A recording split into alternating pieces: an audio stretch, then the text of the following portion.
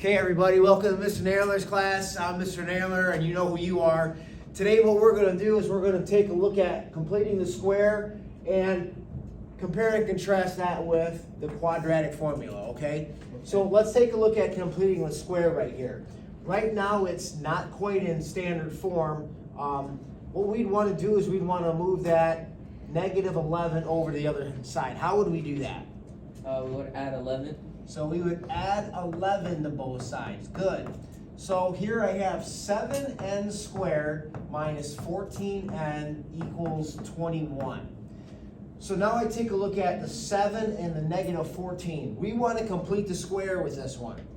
Now to complete the square, I got to figure out what that third term is. Before I do that though, n squared has to be by itself. What does the 7 and the negative 14 both have in common? A 7, right? 7 times 1 is 7. 7 times 2 is 14. So I'm going to write the 7 on the outside. And on the inside, I got n squared minus 2n equals 21. Now I need to figure out what that third term is, so I can complete the square, right?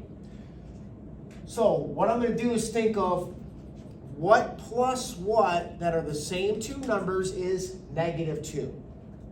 What are the same two numbers that I add together give me negative 2? 1 plus 1 is 2. Negative 1 plus negative 1 is negative 2. Now what is negative 1 times negative 1? Positive 1. So the answer right here is positive 1. Now if you don't know how to do that, what you would do is you would take the b term right here, negative 2, divide it by 2, and square it. So this would be negative 1 squared is 1. So I put my 1 right there. Now one of the biggest mistakes people make is they'll put a 1 on this side. We don't want to put a 1 on that side. It's 7 times 1. 7 times 1 is 7. A 7 goes there, right? Okay, very good. So I'm going to rewrite this perfect square trinomial right here as n minus 1 squared. I'm going to bring the 7 down right here. Equals 28. Okay, so far we good? Yeah. What do I do next? How do I solve this for n? What do I have to undo? Multiply 7. I would divide both sides by 7. Remember when we get here, we want to do the distributive property backwards, right? We want to undo multiplication by dividing. So got n minus 1 squared equals 4. How do I undo a square? Square root of both sides. So I got n minus 1 equals plus or minus 2. How do I undo negative 1?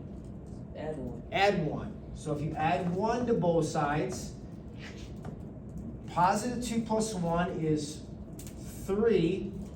And then negative 2 plus 1 is negative 1, right?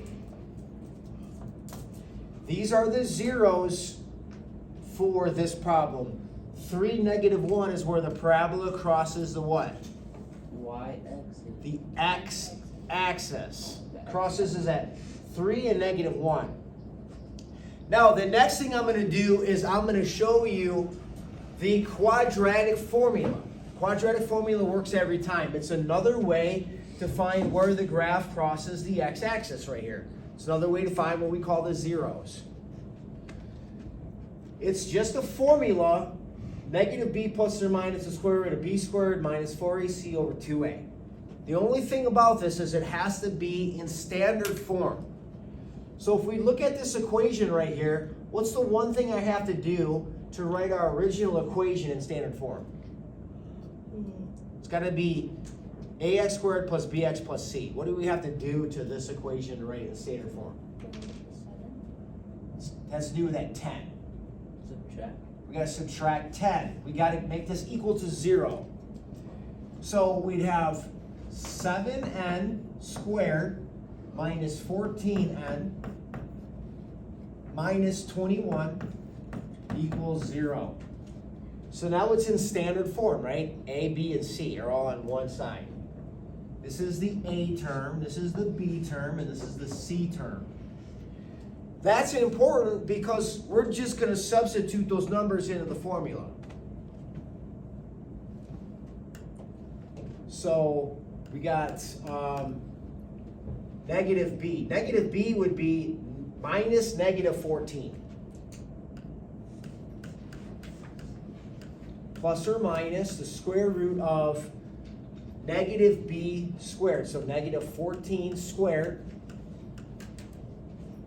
minus 4 times, what's the A term? It's B. It's 7. 7. What's the C term? No, 14. Negative 14. Oh, negative 7. 1. And then we divide all that by 2A. 2 times the A term is 7. Okay? What's a negative and a negative make?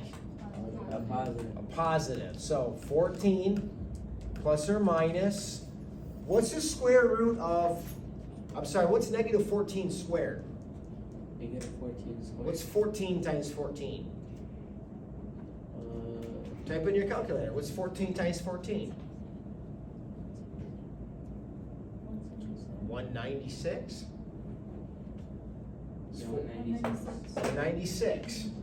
196. What is 4 times 7? Type in your calculator. 28. What's 28 times 21? 588. It's 588. Did you say 14 times 21? 4 times 7 times 21. 4 times 7 is 28. 28 times 4 times 7 times 21 is 588. 588. Okay, good. Then we got 2 times 7 is 14. What's 196 plus 588? 784.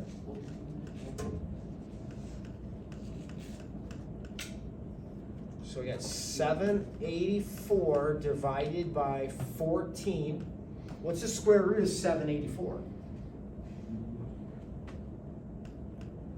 28.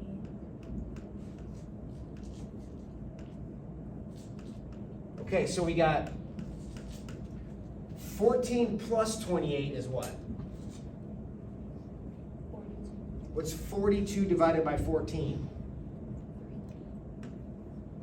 3. What's 14 minus 28?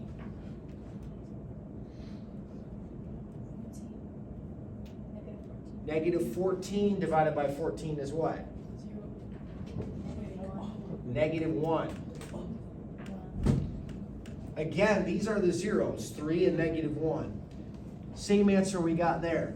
It's 2 different ways to find the zeros of a parabola or where the graph crosses the x-axis.